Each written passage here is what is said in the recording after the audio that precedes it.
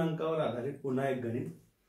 1.1/24 वजा 1 अधिक 7/24 या संख्यांचा आपल्याला इथे अपूर्णांकाची बेरीज वजाबाकी सोडवायची आहे. हा पूर्णांकयुक्त अपूर्णांक आहे. पहिल्यांदा आपण त्याला अपूर्णांकामध्ये रूपांतरित करूया. 1 × 24 अधिक 1/24 वजा 1 अधिक 7/24.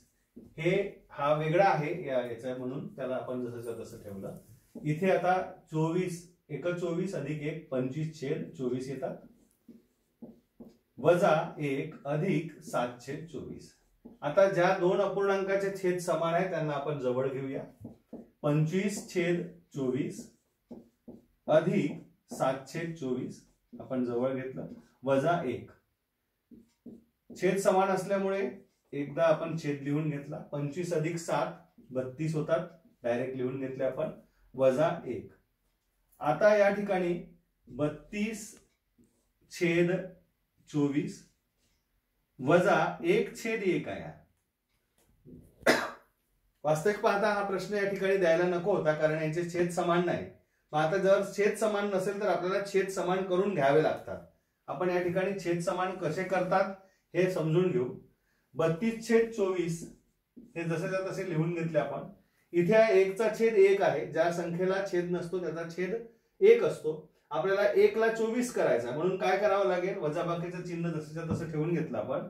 1/1 ला या संख्येचा, या अपूर्णांकाचा जो छेद आहे त्याने अंशाला गुणायचं आणि छेदाला सुद्धा गुणायचं, म्हणजे छेद समान होतात. आता काय होईल बघा, 32/24 वजा 24/24 म्हणजेच 1. 24/24 म्हणजेच 1.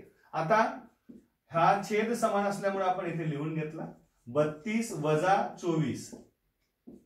32 वजा 24 केले असता किती येतात पहा, 8/24 येतात. आपण या आधीच्या प्रश्नामध्ये बघितलं की जेव्हा आपण येणारा जो संख्या आहे, अपूर्णांक आहे, त्याला संक्षिप्त रूप देता येते का पाहू.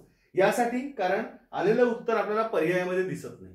मग आलेल्या उत्तराकडे पाहिलं असता आपल्या लक्षात येतं की संक्षिप्त रूप देणे म्हणजे काय करणे, तर वरच्या संख्येला म्हणजे अंशामध्ये असलेल्या संख्येला ज्या संख्येने आपण भाग देऊ त्याच संख्येने छेदाला सुद्धा भाग गेला पाहिजे.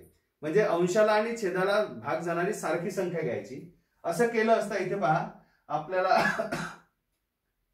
इथे आपण 8 ला 8 ने भाग देऊया आणि इथे 8 ला 24 ला 8 ने भाग जातो का, हो जातो. असं केले असता 8 × 8 आणि 8×3 म्हणजे 1/3 हे याचं उत्तर येतं. हेच जर का पर्यायामध्ये दिले असेल तर प्रॉब्लेम नाही, काही समस्या नाही. पण आपण केलेलं सगळं गणित बरोबर आहे, पण ते काही तिथे दिसत नाही. मग आपल्याला त्या आलेल्या अपूर्णांकाला संक्षिप्त रूप देता येते का हे बघावं लागेल. ते दिल्यानंतर जर आलेला अपूर्णांक आपल्याला पर्यायामध्ये दिसत असेल तर आपण केलेलं गणित हे नीट